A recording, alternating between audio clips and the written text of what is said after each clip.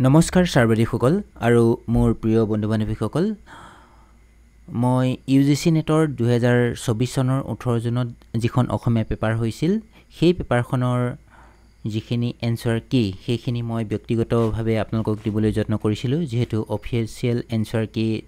আমাৰ এই পৰীক্ষাটো কেনসেল হোৱাৰ কাৰণে ইয়াত তেখেতসকলে নিদিয়ে সেই কাৰণে মই এই কোৱেশ্যনখিনিৰ যিমান দূৰ সম্ভৱ আপোনালোকৰ কাৰেক্ট এনসাৰখিনি দিবলৈ যত্ন কৰিছোঁ আগৰ পাৰ্ট 1 আৰু পাৰ্ট 2 দুটা মই ভিডিঅ'ত আপোনালোকক এই কোৱেশ্যনখিনিৰ বিষয়ে অলপ আলোচনা কৰিছিলোঁ আৰু এই ভিডিঅ'টোত মই আপোনালোকক আজি আকৌ যিটো পাৰ্ট 3ত আমাৰ আছে 90 ৰ পৰা আমাৰ পিছৰ কোৱেশ্যনখিনি ইয়াত 90 নহয় 95 ৰ পৰা আপোনালোকক মই 108 নম্বৰ কোৱেশ্যনলৈকে আজি দিবলৈ যত্ন কৰিম আগৰ যিটো আমাৰ পাৰ্ট 2 ভিডিঅ' আছিলে এই পাৰ্ট 2 ভিডিঅ'ত আপোনালোকে জনাইছিলে যে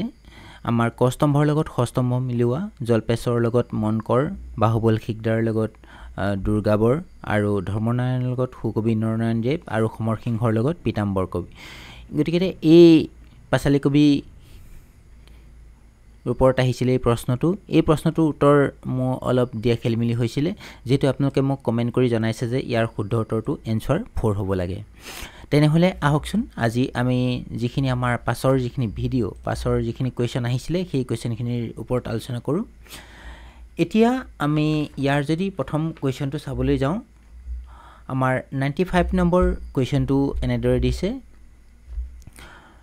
তলৰ উক্তিকেইটাৰ মাজৰ পৰা শুদ্ধ উক্তিটো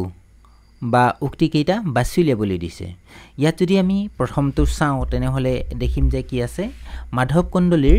ৰামায়ণী প্ৰথম অসমীয়া বৈষ্ণৱ গ্ৰন্থ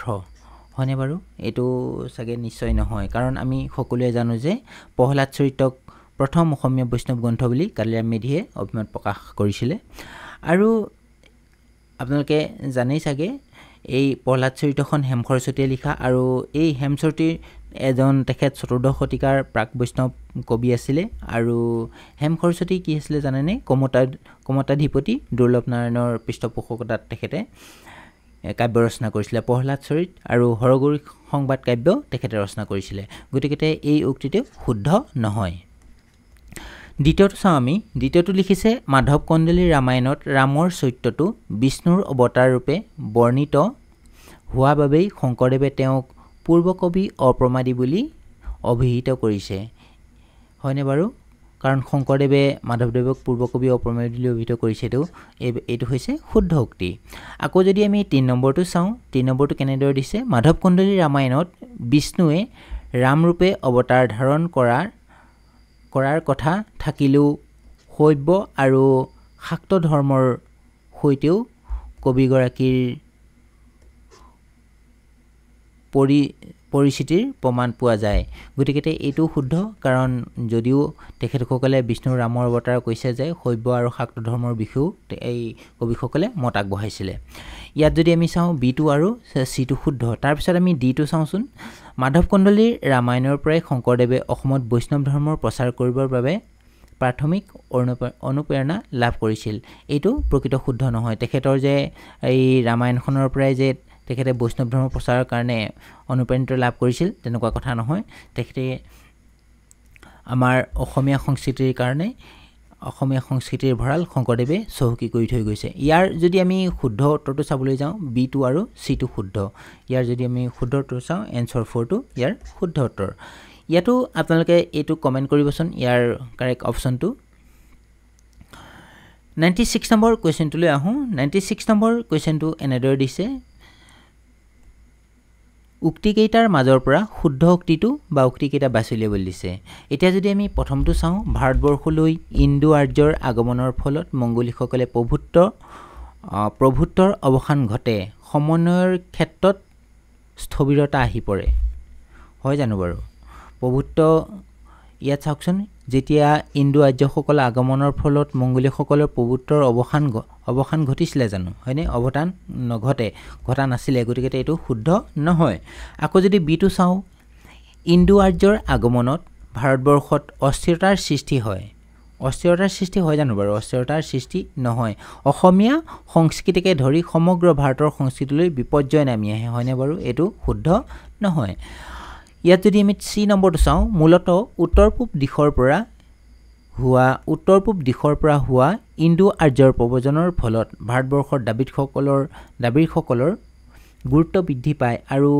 সমগ্ৰ অসম জুৰি দ্ৰাবিড় সংস্কৃতিয়ে আগস্থান পাবলৈ আৰম্ভ কৰে হয়নে বাৰু আগস্থান পাইছিলে নে বাৰু তেখেতসকল ইণ্ডো আৰ্যৰ প্ৰব্ৰজনৰ ফলত দ্ৰাবিড়সকলে গুৰুত্ব পাইছিলে আৰু তেখেতসকলে আগস্থান পাবলৈ আৰম্ভ কৰিছিলে জানো বাৰু আহিয়ে সেই তেনেকুৱা ধৰণৰ কথাও নহয় ইয়াত যদি আমি ইয়াৰ ডি নম্বৰ অপশ্যনটো চাওঁ তেতিয়া দেখিম ইণ্ডো আৰ্যৰ আগমনত ভাৰতবৰ্ষত এটা নতুন যুগৰ সূচনা হয় এইটো শুদ্ধ আৰু সাংস্কৃতিক আৰু প্ৰজাতিৰ ইতিহাসৰো বিশেষ পৰিৱৰ্তন হয় ইয়াত যদি আমি চাওঁ ডিটো কাৰেক্ট অপশ্যন ইয়াৰ যদি শুদ্ধ উত্তৰটো চাওঁ আমাৰ ডিটো শুদ্ধ উত্তৰ 97 নম্বৰ কুৱেশ্যনটোলৈ আহোঁ 97 নম্বৰ কুৱেশ্যনটো অলপ মোৰ খেলিমেলি আছে কামৰূপী উপভাষাৰ এইটো তুমুনন্ত প্ৰত্যয়বিলাকৰ ওপৰত দিছে ইয়াৰ আপোনালোকে যদি জানে ইয়াৰ কাৰেক্ট অপশ্যনটো আৰু মোক কাৰেক্ট এনচাৰটোৰ লগতে ইয়াৰ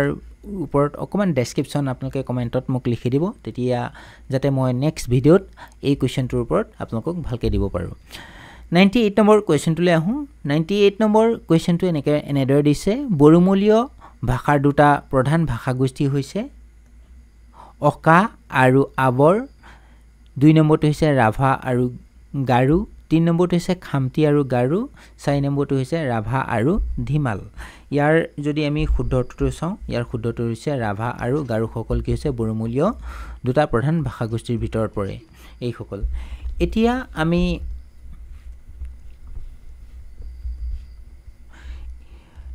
যদি এখন চাওঁ কিতাপৰ নাম দ্য গ্ৰোথ অফ আছামিজ এই কিতাপখন কোনে লিখিছিলে বাৰু এই কিতাপখন ডিম্বেশ্বৰ নেওগে লিখিছিলে কেতিয়াবা এইটোৰ ওপৰতো প্ৰশ্ন আহে ডিম্বেশ্বৰ নেওগে লিখা এই কিতাপখনৰ ওপৰত আহে আপোনালোকক প্ৰশ্ন আৰু এইখন যদি আপোনালোকে পঢ়ে তেনেহলে বড়োমূলীয় অসমীয়া ভাষা বা বড়োমূলীয় ভাষাগোষ্ঠীৰ ওপৰত আপোনালোকে বিশদভাৱে বৰ্ণনা পাব এতিয়া আমি চাওঁ 99 নম্বৰ কুৱেশ্যনটোলৈ আপোনালোকে আৰু এটা কথা মনত ৰাখিব এই যে মই ক'লো আমাৰ ইণ্ডো আৰ্যসকল অসমলৈ যেতিয়া প্ৰথমতে আহে অষ্টিক প্ৰজাতিৰ লোকসকল আৰু তেখেতসকলৰ গাৰ বৰণ কলা আছিল আৰু চুলি তামবৰণীয়া আছিল কেঁকুৰা আছিল আৰু মূৰবোৰ দীঘল নাক চেপেটা আৰু চুটি কি আছিলে চুটি চাপৰ ক্ষীণ আছিলে আৰু তাৰ পিছত আহে দ্ৰাবিড়সকল এই দ্ৰাবিড়সকলক যদি আমি চাওঁ তেখেতসকল নদিয়াল বুলিও কোৱা হয় কৈৱৰ্ত বুলিও কোৱা হয় বা ডুম বুলিও কোৱা হয় আৰু যিটোক আমি অষ্টিক দ্ৰাবিড় বুলি কওঁ আৰু কাৰণ দ্ৰাবিড়সকলে অসমলৈ অহাৰ পিছত অষ্টিকসকলে দ্ৰাবিড়সকলৰ লগত মিলি গৈছিল গতিকে এই কুৱেশ্যনটো যদি আমি শুদ্ধ উত্তৰ যাওঁ তাৰ পিছত আহে মংগোলীয়সকল আৰু তাৰ পাছত আহে আৰ্যসকল গতিকে ইয়াৰ মই কাৰেক্ট এনচাৰটো ইয়াৰ ডিহে পাইছোঁ ইয়াত যদি আমাৰ এটা নেক্সট কুৱেশ্যনটো লৈ যাওঁ নেক্সট কুৱেশ্যনটো আছে অসমীয়া ভাষা বিষয়ক আনুষ্ঠানিক গৱেষণাৰ প্ৰথম গ্ৰন্থ অসমীয়া ভাষাৰ বিষয়ক আনুষ্ঠানিক যদি আমি গৱেষণা গ্ৰন্থ যদি চাওঁ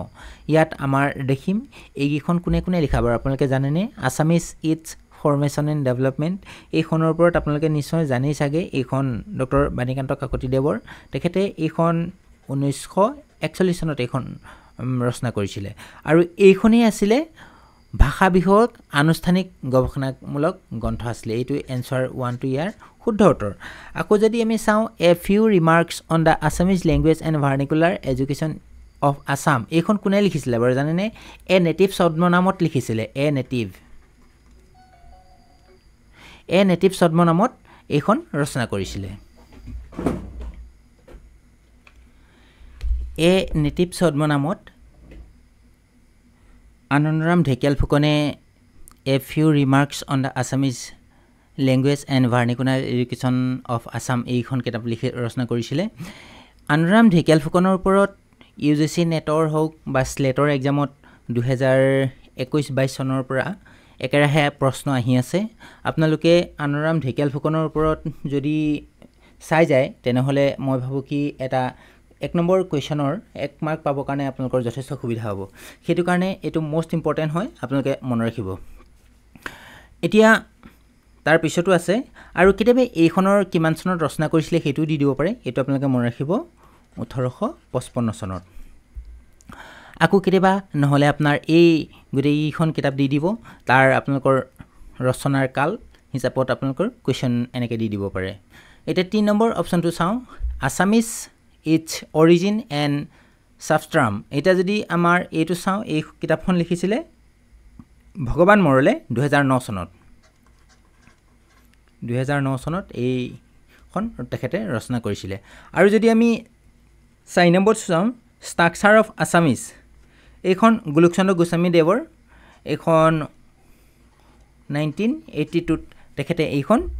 ৰচনা কৰিছিলে ইয়াৰ যদি আমি শুদ্ধ উত্তৰটো চাবলৈ যাওঁ তেনেহ'লে এনসাৰ 1 টো ইয়াৰ শুদ্ধ উত্তৰ নেক্সট কুৱেশ্যনটো লৈ যাওঁ এইটোৰ ওপৰত মই এটা কমিউনিটি পোষ্ট দিছিলোঁ আপোনালোকে কিছুমানে এইটো যে কৈছিলে ইয়াত আমাৰ কিছুমানে ইয়াত প্ৰশ্ন শব্দটোৰ কেইটা অক্ষৰ আছে বুলি দিছিলে ইয়াৰ শুদ্ধ উত্তৰটো হৈছে এনসাৰ 3 টো দুটা অক্ষৰ ইয়াত কিছুমানে 4টা বুলি দিছে কিছুমানে 6টা বুলি দিছে কিছুমানে 3টা বুলি দিছে কিন্তু ইয়াৰ যদি আমি কাৰেক্ট অপশ্যনটো চাবলৈ যাওঁ এনসাৰ 2 টোহে প্ৰশ্ন শব্দটোত কেইটা অক্ষৰ আছে দুটাহে অক্ষৰ আছে এতিয়া আপোনালোকে এই বৰ্ণ অক্ষৰ আৰু আখৰ এইকেইটাৰ ওপৰত অকমান মনত ৰাখিব আখৰ বৰ্ণ অক্ষৰ আৰু কি আছে আখৰ এই তিনিটা বেলেগ বেলেগ হয় আপোনালোকে ইয়াৰ ওপৰত অলপ মন কৰিব যদি আমি চাওঁ অসমীয়াত যদি আমি ক বুলি যদি কওঁ ক বুলি কোৱাৰ লগে লগে এটা অক্ষৰো হ'ব পাৰে এইটো এটা অক্ষৰ হ'ব পাৰে হয়নে আকৌ ক বুলি কোৱাৰ লগে লগে এটা বৰ্ণ হ'ব পাৰে আকৌ আৰু এই দুটা যদি ক আৰু ক এই দুইটাই হৈছে কি একোটা আখৰ গতিকে ইয়াত যদি আমি চাওঁ আপোনালোকে এটা আখৰৰ যদি আপোনালোকে যদি সংজ্ঞাটো ছবি চাই বৰ্ণমালাৰ বৰ্ণবোৰৰ একোটা চিহ্ন বিশেষ এই বৰ্ণবোৰকে কি বুলি কোৱা হয় আখৰ বুলি কোৱা হয় আকৌ এইবিলাক কি জানেনে সৰ্বজনীয় যিবিলাক আমাৰ শুনা স্তৰত যিটো এইটো আমাৰ শ্ৰিয়মান বৰ্ণ বা চক্ষুষ বা দৃশ্যমান স্তৰত সেইটোৱে হৈছে কি আখৰ এইটোৰ ওপৰত আপোনালোকে এনেদৰে মনত ৰাখিব আৰু বৰ্ণই প্ৰকাৰান্তই আখৰ আৰু আখৰে প্ৰকাৰান্তই হৈছে বৰ্ণ অসমীয়া ভাষাত বিশিষ্ট স্বৰবৰ্ণ 8টা আছে এইটোৰ ওপৰত প্ৰায় প্ৰশ্ন আহে আৰু ব্যঞ্জন বৰ্ণ অসমীয়া বিশিষ্ট স্বৰধ্বনি ভুল হৈছে মোৰ এইটো অসমীয়া ভাষাত বিশিষ্ট স্বৰধ্বনি 8টা আছে সেইটোৰ ওপৰত কেতিয়াবা প্ৰশ্ন আহে আৰু এটা প্ৰশ্ন আপোনালোকে মোক কমেণ্টত দিব অসমীয়া ভাষাত বিশিষ্ট ব্যঞ্জনধ্বনি কেইটা আছে আপোনালোকে এইটো মোক কমেণ্টত জনাবচোন আৰু এটা কথা মনত ৰাখিব এই প্ৰশ্ন শব্দটোত উচ্চাৰণ কিদৰে হৈছে বাৰু ইয়াত যদি আমি চাওঁ প্ৰখ যোগ ন হয়নে এনেদৰে কি হয় প্ৰশ্ন হয় প্ৰখ আৰু কি হৈছে ন গতিকে এই দুটা মিলাই কি হৈছে আমাৰ প্ৰশ্ন হৈছে আকৌ যদি এটা যদি চাওঁ মোৰ নামটো যদি পংকজ হয়নে পংকজ যদি আমি চাওঁ এনেদৰে ইয়াত কি হ'ব পংকজ ইয়াত দুটা হ'ব কি ইয়াতো হৈছে এই যদি আমি শব্দটোত চাওঁ ইয়াৰো অক্ষৰ কেইটা হ'ব ইয়াৰো অক্ষৰ দুটা হ'ব এতিয়া এটা কথা মনত ৰাখিব এটা শব্দ স্বৰবৰ্ণ বা এটা বা তাতোধিক সস্বৰ ব্যঞ্জনেই হৈছে অক্ষৰ কেতিয়াবা এনেদৰে দি দিব পাৰে আকৌ এটা কথা একদম মেইন যদি আপোনালোকে এই অক্ষৰৰ যদি ওপৰত যদি চাবলৈ যায় এই তীৰ্থনাথ শৰ্মাৰ সাহিত্যবিদ্যা পৰিক্ৰমা কিতাপখনত বৰ সুন্দৰভাৱে এই বৰ্ণ অক্ষৰৰ ওপৰত দিয়া হৈছে আপোনালোকে এইখিনি অকমান যদি চাব তেনেহ'লে ইয়াৰ ওপৰত এই গোটেই কনচেপ্টটো আপোনালোকৰ ক্লিয়াৰ হৈ যাব এতিয়া এটা কথা মূলত মনত ৰাখিব এটা শব্দৰ যিখিনি এক প্ৰযত্নতে বা জিভাৰ এটা মানে দুলুৰাতে কি হয় উচ্চাৰিত হয় হয়নে সেইখিনিকে অক্ষৰ বা সিলেবল বুলি কোৱা হয় গতিকে আমাৰ এটা চাওকচোন আমাৰ যিবিলাক আমাৰ জিভাৰ এটা দুলাত যদি আমি উচ্চাৰণ হয় জানো বাৰু প্ৰশ্নটো আমি বুলি কোৱাৰ লগে লগে আমাৰ জিভাত কি হয় আমাৰ দুবাৰ উচ্চাৰণ হয় দুবাৰ দুলাৰিত হয় সেইটো কাৰণে ইয়াত অক্ষৰ সংখ্যা কেইটা বুলি কোৱাৰ লগে লগে আমি দুটা বুলি কওঁ যেনেকৈ পংকজ এনেকুৱা ধৰণৰো হ'ব পাৰে গতিকে ইয়াত অক্ষৰৰ সংখ্যা কেইটা আছে দুটা আছে আপোনালোকে এইটোৰ ওপৰত চাগে নিশ্চয় অকমান বুজি পাইছে চাগে এতিয়া তাৰপিছতে চাওঁ হকচোন আমাৰ নেক্সট কোৱেশ্চনটো 100 যদি আমি 11 নম্বৰ কোৱেশ্চনটো চাওঁ 111 নম্বৰ কোৱেশ্চনটো এনেদৰে দিছে ক্ৰোধে প্ৰকম্পিত বিশ্বামিত্ৰ মুনিবৰ দেখি অন্তৰীক্ষত ধাতু ভৈল নিৰন্তৰ পাত্ৰমিত্ৰ সমে দশৰথ মহাৰায় ভয়ত ৰাখে ভৈল যেন মৃতক পৰাই ইয়াত কি ৰসৰ সঞ্চাৰ হৈছে আপোনালোকে ৰস কেইবিধ নিশ্চয় জানে চাগে হয়নে ৰস হৈছে 9 বিধ এতিয়া এই শ্লোকটোত হয়নে এই শ্লোকটো ক'ৰ না হৈছে বাৰু মহাপুৰুষ শংকৰদেৱৰ যিখন ৰামবিজয় নাটক সেই ৰামবিজয় নাটকৰ পৰা এই শ্লোকটো তুলি অনা হৈছে ইয়াত যদি আমি চাওঁ এই ৰামবিজয় নাটকখনত আপোনালোকে কি হয় জানেনে ইয়াত এই নাটকখনত ভয়ানক ৰসৰ প্ৰভাৱ ঘটিছে আৰু ইয়াত যদি আপোনালোকে চায় ইয়াত আমাৰ অপচন কেইটা দিছে বীৰ ৰস অদ্ভুত ৰস আৰু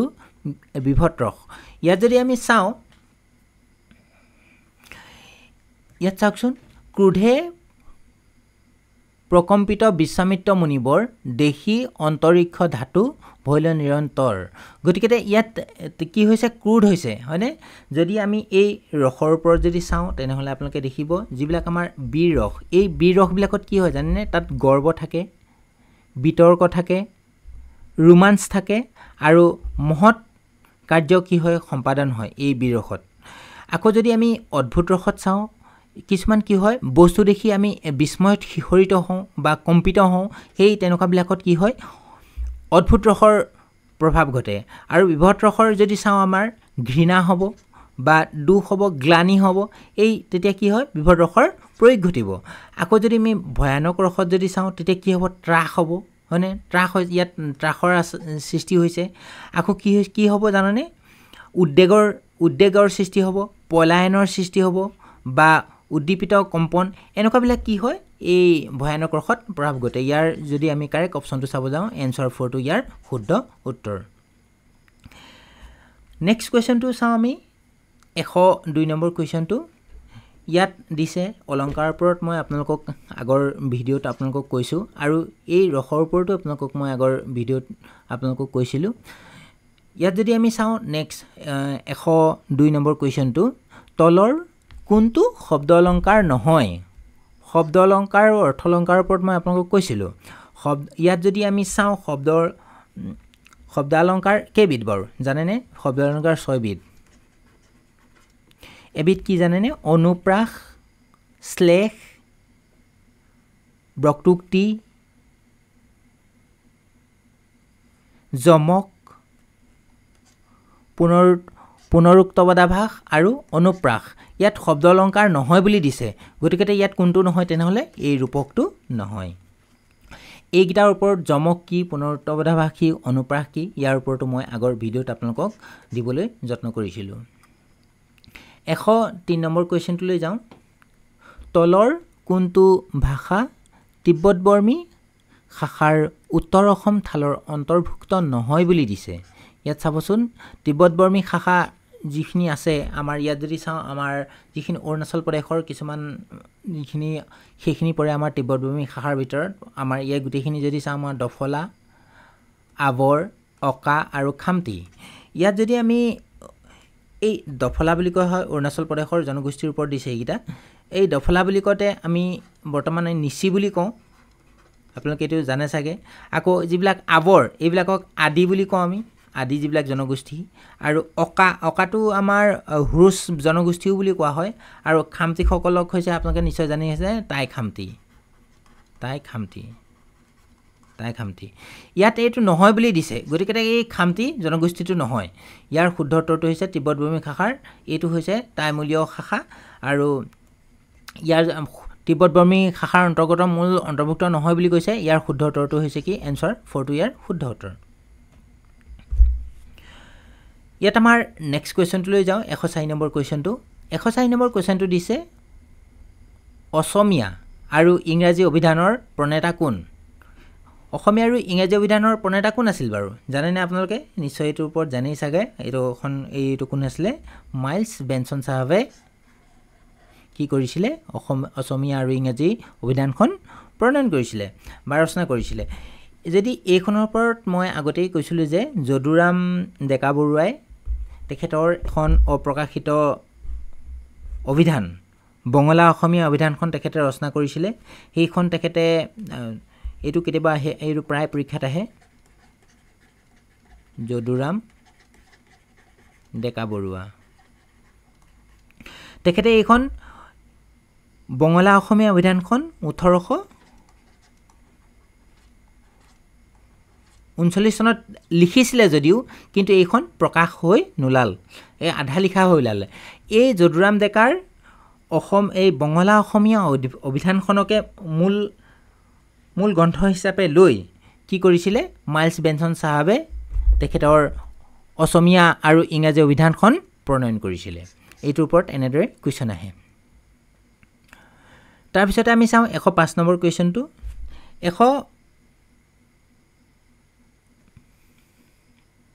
ইয়াত আৰু এটা চাবচোন 103 নম্বৰটো এই যিবিলাক আমাৰ তিব্বত বৰ্মীয় বা চীনা তিব্বতীয় যিখিনি ভাষাগোষ্ঠী আছে সেইখিনি যদি আপোনালোকে আৰু যদি চাই মিচিং অকা দফলা ডিমাচা কাৰ্বি হাজং বড়ো ৰাভা মানে মিজু এইবিলাকো কি হয় আমাৰ তিব্বত বৰ্মী ভাষাৰ অন্তৰ্গত বা চীনা তিব্বতীয় ভাষাৰ অন্তৰ্গত এইকেইটাত পৰে সেইখিনি আপোনালোকে অকণমান মন ৰাখিব গতিকে এইবাৰ এনেকৈ দিছে নেক্সট এক্সামত আমাৰ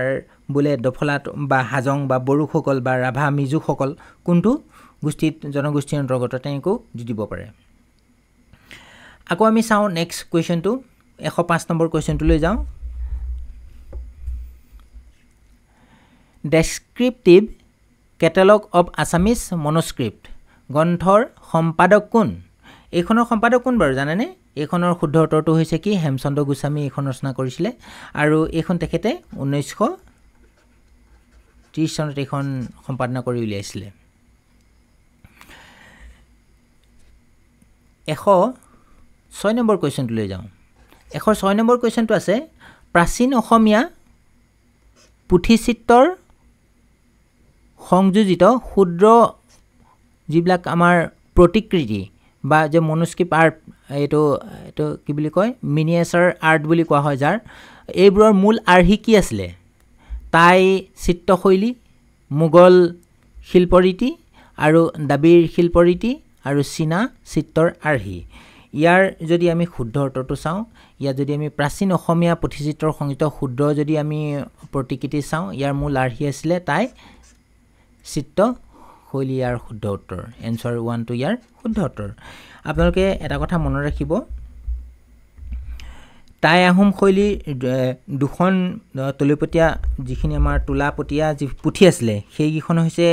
ফুংচিন এখন হৈছে কি ফুংচিন কেতিয়াবা এইটো আহি যাব পাৰে ফুংচিন এইখন তেখেত 1473 খ্ৰীষ্টাব্দত এইটো পোৱা গৈছিলে আৰু দ্বিতীয়টো যদি চাওঁ চকুটান্তা নহয় এইটো কি হয় চুকটান্তা এইখন পোৱা গৈছিলে 1523 খ্ৰীষ্টাব্দত এইটো এনেদৰে নেক্সট কুৱেশ্যনত আপোনালোকক দি দিব পাৰে এইটো অলপ চাই যাব নেক্সট কুৱেশ্যনটো আছে 107 নম্বৰ কুৱেশ্যনটোলৈ আহোঁ 107 নম্বৰ কুৱেশ্যনটো এনেদৰে দিছে তলৰ কোনটো কথা তুলনামূলক সাহিত্যৰ প্ৰাথমিক প্ৰসংগসমূহৰ সৈতে জড়িত বুলি কৈছে প্ৰাথমিক প্ৰসংগ বুলি কৈছে তুলনামূলক সাহিত্যৰ এতিয়া যদি আমি তুলনামূলক সাহিত্যৰ ওপৰত যদি চাওঁ আৰু যথেষ্ট পণ্ডিতসকলে নিজৰ মতবাদ আগবঢ়াই গৈছে ইয়াত যদি আমি চাওঁ তেনেহ'লে প্ৰথম অপশ্যনটো দিছে ইয়াৰ প্ৰাথমিক প্ৰসংগবিলাক দিছে ইয়াৰ অন্য ভাষাৰ জ্ঞানৰ অনিবাৰ্যতা থাকিব লাগে বুলি কথা আছে জানো বাৰু আৰু দ্বিতীয়টো চাওঁ একাধিক ৰাষ্ট্ৰৰ সাহিত্যক সামৰি লোৱাৰ প্ৰয়োজনীয়তা হয়নে বাৰু তুলনামূলক সাহিত্যটো একাধিক ৰাষ্ট্ৰৰ সাহিত্য সামৰি লোৱা হয় ইয়াৰ প্ৰয়োজনীয়তা আছে হয়নে 3 নম্বৰটো চাওঁ আন্তঃসাংস্কৃতিক অধ্যয়ন এইটো এটা শুদ্ধ হয় আন্তঃৰাষ্ট্ৰীয় আন্তঃসাংস্কৃতিক অধ্যয়নো হয় আৰু ঐতিহাসিক প্ৰমাণৰ সংগ্ৰহ এইটো নহয় যদি আমি ইয়াৰ এই দুইটা যদি আমি চাবলৈ যাওঁ দুইটো আৰু তিনিটো যদি আমি চাবলৈ যাওঁ তেনেহ'লে ইয়াৰ দুইটো হৈছে ইয়াৰ বেষ্ট এনসাৰ গতিকে এই তুলনামূলক সাহিত্যৰ ওপৰত ৰুমাৰ্কৰ মতে এটা তেখেতে মত আগবঢ়াইছিলে তুলনামূলক সাহিত্যৰ যিবিলাক সাহিত্য আছিলে সাহিত্যৰ ৰাষ্ট্ৰীয় পৰিধিৰ সীমা অতিক্ৰম কৰি অন্য ৰাষ্ট্ৰৰ সাহিত্যৰ লগত হোৱা তুলনামূলক অধ্যয়ন বুলি তেখেতে কৈছিলে আৰু এই অধ্যয়নে কলা ইতিহাস সমাজ বিজ্ঞান বিজ্ঞান ধৰ্মশাস্ত্ৰ আদি জ্ঞানৰ ক্ষেত্ৰসমূহ আৰু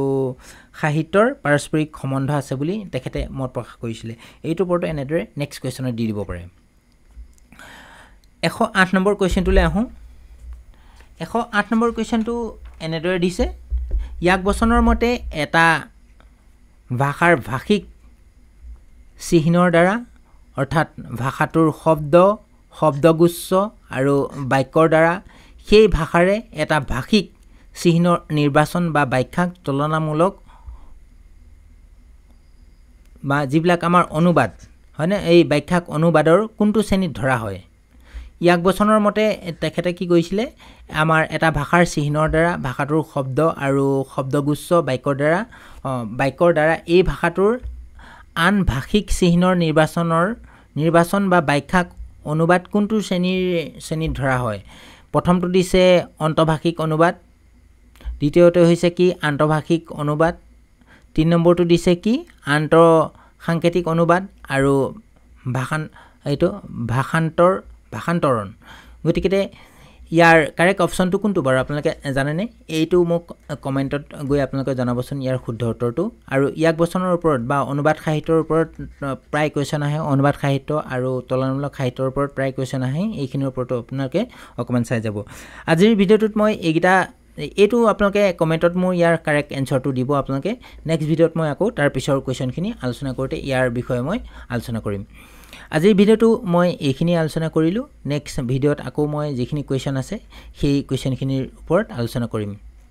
যিহেতু আমাৰ ভিডিঅ'টো যথেষ্ট দীঘল হৈ যায় আৰু দীঘল হৈ গ'লে ভিডিঅ'খিনি যথেষ্ট আমনিদায়ক হৈ পৰে সেইবাবে মই আপোনালোকক এই ভিডিঅ' চিৰিজটো কমকৈ প্ৰশ্নখিনি দিবলৈ যত্ন কৰিছোঁ ভিডিঅ'খিনি শেষলৈকে চোৱাৰ বাবে আপোনালোকক বহুত বহুত ধন্যবাদ জনালোঁ আৰু যদি এই ভিডিঅ'টো ভাল পালে তেনেহ'লে ৰাইট এডুকেশ্যন চেনেলটো আপোনালোকে প্লিজ ছাবস্ক্ৰাইব কৰি দিব আৰু যদি আপোনালোকৰ সুবিধাজনক বুলি ভাবে তেনেহ'লে মোক যিখিনি কুৱেশ্যনৰ কাৰণে ভিডিঅ' বনাব লাগে আপোনালোকে মোক কমেণ্টত জনাব আৰু লগতে ভিডিঅ'টো লাইক কৰি লগৰ বন্ধু বান্ধৱীবিলাকক শ্বেয়াৰ কৰি দিব ধন্যবাদ